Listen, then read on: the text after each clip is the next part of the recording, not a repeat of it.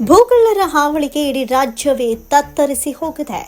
ಬಡವರ, ಅಸಹಾಯಕರ, ನಿರ್ಗತಿಕರ ಹಾಗೂ ಸರ್ಕಾರಿ ಜಾಗಗಳನ್ನು ನಕಲಿ ದಾಖಲೆಯನ್ನ ಸೃಷ್ಟಿಸಿ ತಮಗೆ ಬೇಕಾದ ಹಾಗೆ ಮಾರಾಟ ಮಾಡ್ತಾ ಇರುವ ಜಾಲ ರಾಜ್ಯದಲ್ಲಿ ತಲ್ಲಣವನ್ನ ಸೃಷ್ಟಿಸಿದೆ.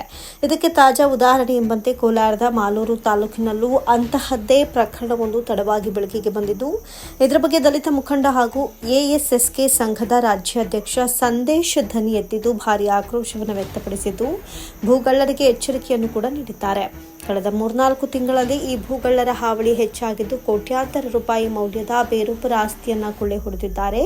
ಈ ಪ್ರಕರಣಕ್ಕೆ ಸಂಬಂಧಿಸಿದಂತೆ ಮಾಲೂರು ಪಟ್ಟಣದ ಪತ್ರಕರ್ತರ ಭವನದಲ್ಲಿ ಸುದ್ದಿಗೋಷ್ಠಿ ಕರೆದು ಮಾತನಾಡಿದ ಸಂದೇಶ್, ಮಾಲೂರು ತಾಲೂಕಿನ ಭೈರತನ್ನಹಳ್ಳಿ ಗ್ರಾಮದ ಸರ್ವೆ ನಂಬರ್ 91/2ರ 5 ಎಕರೆ ಭೂಮಿಗೆ ತಿಮ್ಮನಾಯಕನಹಳ್ಳಿ ಗ್ರಾಮದ ಚನ್ನಬಚ್ಚೇಗೌಡ ಎಂಬುವವರು ನಕಲಿ ದಾಖಲೆಯನ್ನು ಸೃಷ್ಟಿಸಿಕೊಂಡು ತದನಂತರ ಅದನ್ನು ಹೊಸಕೋಟೆ ಮೂಲದ ರತ್ನಮ್ಮ ವಿಷ್ಣುಪ್ರಸಾದ್ ಎಂಬುವವರಿಗೆ 1.5 ಕೋಟಿ ರೂಪಾಯಿಗೆ ಮಾರಾಟ ಮಾಡಿ ರಿಜಿಸ್ಟರ್ ಸಹ ಮಾಡಿಕೊಟ್ಟು ವಂಚಿಸಿದ್ದಾರೆ ಎನ್ನುವಂತಹ ಗಂಭೀರ ಆರೋಪವನ್ನು ಮಾಡಿದ್ದಾರೆ.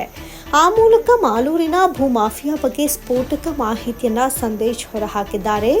ಜೊತೆಗೆ ಒಬ್ಬ ಪ್ರಭಾವಿ ರಾಜಕಾರಣಿಯ ಹೆಸರನ್ನು ಬಳಸಿಕೊಂಡು ಈ ಕೃತ್ಯ ಎಸಗಿದ್ದು, ತಪ್ಪು ಮಾಡುವವರ ಜೊತೆಗಿರುವುದು ಸಹ ತಪ್ಪೆ ಅಂತ ಮಾರ್ಮಿಕವಾಗಿ ನುಡಿದಿದ್ದಾರೆ ಸಂದೇಶ್. ಜೊತೆಗೆ ನೇರವಾಗಿ ಶಾಸಕರ ಹೆಸರೇಳ್ಕೊಂಡೇ ವ್ಯವಹಾರ ಮಾಡಿದ್ದಾರೆ. ಮೋಸ ಹೋಗಿರುವ ಇವರ ಜೊತೆಗೆ ಸದಾ ನಾನಿದ್ದೇನೆ, ಯಾವುದೇ ಕಾರಣಕ್ಕೂ ಇವರಿಗೆ ವಂಚನೆ ಆಗೋಕೆ ಬಿಡೋದಿಲ್ಲ ಅಂತ ಕಡ್ಡಿ ಮುರಿದಂತೆ ಹೇಳಿದ್ರು. ಜೊತೆಗೆ ಈ ಭೂಮಿಯನ್ನ ಕೆಲ ಏಜೆಂಟ್ಗಳು ನಮಗೆ ತೋರಿಸಿ ಅದರ ಎಲ್ಲ ದಾಖಲೆಗಳು ಸಹ ಸರಿಯಾಗಿದೆ ಅಂತ ನಮ್ಮನ್ನ ನಂಬಿಸಿದ್ರು. ನಂತರ ಅದು ಮಾರಾಟವಾದಾಗ ಮತ್ತೊಬ್ಬ ವ್ಯಕ್ತಿಯು ಆ ಭೂಮಿ ನಮ್ಮದು ಅಂತ ಮೈಸೂರಿನಿಂದ ನಮಗೆ ನೋಟಿಸ್ ಕಳಿಸಿದ್ದಾರೆ. ಆಗ ನಾವು ಇದರ ಬಗ್ಗೆ ಪರಿಶೀಲನೆ ನಡೆಸಿದಾಗ ನಕಲಿ ದಾಖಲೆಯನ್ನ ಸೃಷ್ಟಿಸಿ ನಮಗೆ ಮಾರಾಟ ಮಾಡಿರೋದು ಗೊತ್ತಾಯಿತು ಎಂಬುದು ಗೊತ್ತಾಯಿತು. ತಕ್ಷಣವೇ ನಾವು ಆ ಭೂಮಿಯನ್ನ ಮಾರಿದ ಚನ್ನಬಚ್ಚೇಗೌಡರನ್ನ ಹಣ ವಾಪಸ್ ಕೊಡಿ, ನಿಮ್ಮ ಭೂಮಿ ಬೇಡ ಎಂದಾಗ ಅವರು ನಾವು ಶಾಸಕ ನಂಜೇಗೌಡರ ಕಡೆಯವರು ಅಂತ ಹೇಳಿ ನಮಗೆ ಬೆದರಿಕೆ ಹಾಕಿದ್ರು ಅಂತ ವಂಚನೆಗೊಳಗಾದ ವ್ಯಕ್ತಿ ತಿಳಿಸಿದ್ರು. ಜೊತೆಗೆ ಈಗಾಗಲೇ ಈ ಪ್ರಕರಣದ ವಿರುದ್ಧ ಈಗಾಗಲೇ ಪೊಲೀಸ್ ಠಾಣೆಯಲ್ಲಿ ದೂರು ದಾಖಲಾಗಿದ್ದು, ಚನ್ನಬಚ್ಚೇಗೌಡ, ರೆಹಮತ್ತುಲ್ಲಾ ಸೇರಿದಂತೆ ಇನ್ನಿತರರು ಇದರಲ್ಲಿ ಭಾಗಿಯಾಗಿದ್ದಾರೆ. ಕೂಡಲೇ ಆ ನಕಲಿ ಖಾತೆಯನ್ನ ವಜಾಗೊಳಿಸಿ ರತ್ನಮ್ಮ ಎಂಬುವರಿಗೆ ಹಣ ವಾಪಸ್ ನೀಡಬೇಕು, ಇಲ್ಲವಾದರೆ ಚನ್ನಬಚ್ಚೇಗೌಡನ ಮನೆಯ ಮುಂದೆ ಪ್ರತಿಭಟನೆ ನಡೆಸಲಾಗುತ್ತೆ ಅಂತ ಸಂದೇಶ್ ನೇರವಾಗಿ ಎಚ್ಚರಿಕೆ ನೀಡಿದ್ದಾರೆ. ಈ ಸಂದರ್ಭದಲ್ಲಿ ಅವರೊಂದಿಗೆ ವಿಷ್ಣುಪ್ರಸಾದ್ ಹಾಗೂ ಕುಪೇಂದ್ರ ಕೂಡ ಇದ್ರು. ಇವರು ನಿಮ್ಮ ಕ್ಷೇತ್ರದಲ್ಲಿ ಸಂಬಂಧಿಕರು ಅಂತ ಬಿಟ್ಟು ನೀವು ನೋಡಬೇಡಿ. ನಿಮ್ಮ ಕ್ಷೇತ್ರದ ಒಬ್ಬ ವ್ಯಕ್ತಿಗೆ ಅನ್ಯಾಯ ಗೊತ್ತಬೇಡ.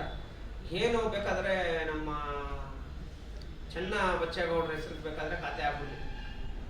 ಈಗ ನಿಮ್ಮ ಖಾತೆ ವಜಾ ಆದ್ರೆ ಅವ್ರಿಗೆ ಈಗ ಇವ್ರ ಖಾತೆ ವಜಾ ಆದ್ರೆ ಅವ್ರಿಗೆ ಕುತ್ಕೊಂತೈತಿ. ಇವ್ರು ಬೇಕಾದ್ರೆ ಈಗಲೇ ವಜಾ ಮಾಡಿಸ್ತಾರೆ. ನಮ್ಗೇನಂದ್ರೆ ಇವರು ಕಳ್ಕೊಂಡಿರೋ ಅಮೌಂಟ್ ಇವ್ರಿಗೆ ಬರಲಿ, MLA ನೇತೃತ್ವದಲ್ಲೇ ಈ ಸಮಸ್ಯೆ ಇತ್ಯರ್ಥ ಆಗಲಿ ಅಂತ ಹೇಳ್ಬಿಟ್ಟು ಮನವಿ ಮಾಡ್ತಾ ಇರ್ತಾರೆ. ಈಗ ತಾಲೂಕಲ್ಲಿ ನಕಲಿ ದಾಖಲೆಗಳು ಸೃಷ್ಟಿ ಮಾಡೋದು, ಈ ತರ ಖಾತೆಗಳು ಮಾಡೋದು ದಂಧೆ ಆಗೈತೆ. ಹೌದು, ಇದಕ್ಕೆ ಏನು ಹೇಳ್ತೀರಾ ಸರ್? ಇಲ್ಲಿ ಮಾತ್ರನೇ ಅಲ್ಲ ಸರ್, ಈಗ ಕೋಲಾರಲ್ಲಿ ನಾವು ಮೊನ್ನೆ ಗಮನಿಸಿದ್ವಿ. ಯಾವುದೋ ಜಮೀನು ಯಾರೋ ಒಬ್ರು ಇಂಕ್ ಹಾಕ್ಬಿಟ್ಟು ಮತ್ತೆ ಈ ಆಧಾರ್ ಕಾರ್ಡ್ ಚೇಂಜ್ ಮಾಡ್ಕೊಂಡು ಜಮೀನುಗಳು ಇದು ಮಾಡ್ಕೊಂಡು ಖಾತೆ ಮಾಡ್ಕೊಳ್ಳೋಂಥದ್ದು, ಅವರೆಲ್ಲ ಅರೆಸ್ಟ್ ಆಗಿ ಜೈಲಿಗೆ ಹೋದ್ರು ಸರ್. ನಾನು ಅಷ್ಟೇ ಈ ಒಂದು ವಿಚಾರದಲ್ಲಿ ಈ ವ್ಯಕ್ತಿ ಕಾನೂನು ಹೋರಾಟ ಮಾಡ್ತಾ ಇದ್ದಾರೆ. ರತ್ನಮ್ಮ ಮತ್ತೆ ಇವ್ರ ಕುಟುಂಬ ಸದಸ್ಯರು ಏನಿದ್ದಾರೆ ಇವರು ಕಾನೂನು ಹೋರಾಟ ಮಾಡ್ತಾ ಇದ್ದಾರೆ. ನಾನು ಹೇಳೋವಂಥದ್ದು, ಅವರು ಬೇರೆಯವ್ರ ಹೆಸರು ಹೇಳ್ಕೊಂಡು ಏನೋ ಮಾಡ್ಕೊಂಡಿದ್ದಾರೆ. ಇಲ್ಲಿ ಕೋಲಾರಲ್ಲಿ ಮೊನ್ನೆ ನೋಡಿದ್ ನಾವು ಇಶ್ಯೂನಲ್ಲಿ ಬೇರೆ ಹೆಸರು ಹೇಳ್ಕೊಂಡು ಏನೋ ಮಾಡ್ಕೊಂಡಿದ್ದಾರೆ. ಇವ್ರು ನೇರವಾಗಿ MLA ಹೆಸರು ಹೇಳ್ಬಿಟ್ಟವ್ರಲ್ಲ. ಈ ರವಿ ಅನ್ನೋರು, ನಾಗರಾಜನ್ ಅವರು, ಮುನ್ನಾರಾಯಣಪ್ಪ, ಪರಮೇಶ್, ಚನ್ನಬಚ್ಚೇಗೌಡ, ರಮೇಶ್, ರೆಹಮತ್ತುಲ್ಲಾ ಬೇಗ್ ಇವರು ವ್ಯವಹಾರ ಮಾಡಿರೋಂಥದ್ದೇ MLA ಹೆಸರು ಹೇಳ್ಕೊಂಡು. ಪಾಪ ಇವರು ಅಣ್ಣ, ಒಂದು ತಪ್ಪು ಮಾಡೋವಾಗ, ಒಂದು ಯಾವ್ದಾದ್ರು ಒಂದು ತಪ್ಪು ಮಾಡೋವಾಗ, ತಪ್ಪು ಮಾಡಿಲ್ಲ ಅಂದ್ರೂ ತಪ್ಪು ಮಾಡೋ ಜೊತೆ ಇದ್ರೆ ಮುಗಿತಾನ ಅಲ್ವಾ? ತಪ್ಪು ಮಾಡಿಲ್ಲ ಅಂದ್ರು ತಪ್ಪು ಮಾಡೋ ಜೊತೆ ಇದ್ರೆ ಮುಗೀತು. ಇವಾಗ ಇವ್ರು 4 ಜನ ಏನ್ ಮುಂದಕ್ಕೆ ಬಂದು ಜಮೀನ್ ತೋರಿಸಿದ್ರು, ಇದೇ 4 ಜನ ಇವತ್ತು ಮುಂದಕ್ಕೆ ಹೋಗ್ಬಿಟ್ಟು ದುಡ್ಡು ತಗೊಳ್ಳಿ. ಇಷ್ಟು ದಿನಗಳ ಕಾಲ ಇವ್ರಿಗೆ ನ್ಯಾಯ ಕೊಡ್ಸಕ್ ಆಗ್ಲಿಲ್ಲ. ನಾನು ಇವಾಗ ಪ್ರೆಸ್ ಮೀಟ್ ಮಾಡ್ತಾ ಇರೋಂಥ ಉದ್ದೇಶನೇ ಶಾಸಕರು ಸಮಸ್ಯೆ ಇತ್ಯರ್ಥ ಮಾಡಿ ಕರೆದಿರೋದಂತಣ್ಣ. ಅಣ್ಣ, ನಾನು ಹೇಳೋವಂಥದ್ದು, ಈ ವ್ಯಕ್ತಿಗೆ ಏನಾದ್ರು ತೊಂದರೆ ಆಗೈತೆ, ಅನ್ಯಾಯ ಆಗೈತೆ ಅಂದ್ರೆ ಯಾರೇ ಆಗಲಿ ಸುಮ್ಮನೆ ಇರಲ್ಲ. ಇವ್ರ ವಿಚಾರವಾಗಿ ಇವತ್ತು ನಾವು ಇದ್ದೀವಿ ಇವ್ರ ಜೊತೆ. ಇವ್ರಿಗೆ ತೊಂದರೆ ಆಗೈತೆ ಅಂದ್ರೆ ಅದು ಯಾರೇ ತೊಂದರೆ ಮಾಡಿದ್ಲಿ ಸುಮ್ಮನೆ ಅಂತ ಇರಲ್ಲ. ನೋಡಿ, ಈಗ ಪತ್ರಿಕಾ ಮಾಧ್ಯಮ ಮಿತ್ರರು ಕೇಳಿದಂಥ ಕ್ವಶನ್ ಅಲ್ಲೇ ನಾನು ಹೇಳ್ತೀನಿ, ಅಲ್ಲಿ ಅಷ್ಟು ಜಮೀನು ಐತೆ, ಇಷ್ಟು ಇದು ಮಾಡಿದ್ದಾರೆ ಅಂದ್ರೆ ಅಷ್ಟು ರೇಟ್ಗೆ ಇಷ್ಟು ತಾಳೆ ಆಗ್ದಿರ ಮಾಡಿದ್ದಾರೆ ಅಂದ್ರೆ ಇದು ಚನ್ನಬಚ್ಚೇಗೌಡರು ಮಾಡಿರೋಂಥದ್ದೇ ಫ್ರಾಡ್ ಅಲ್ವಾ? ಹಂಗಾಗಿ ದಯವಿಟ್ಟು ಇವ್ರ ಮೇಲೆ ಕ್ರಮ ಹಾಕಬೇಕು.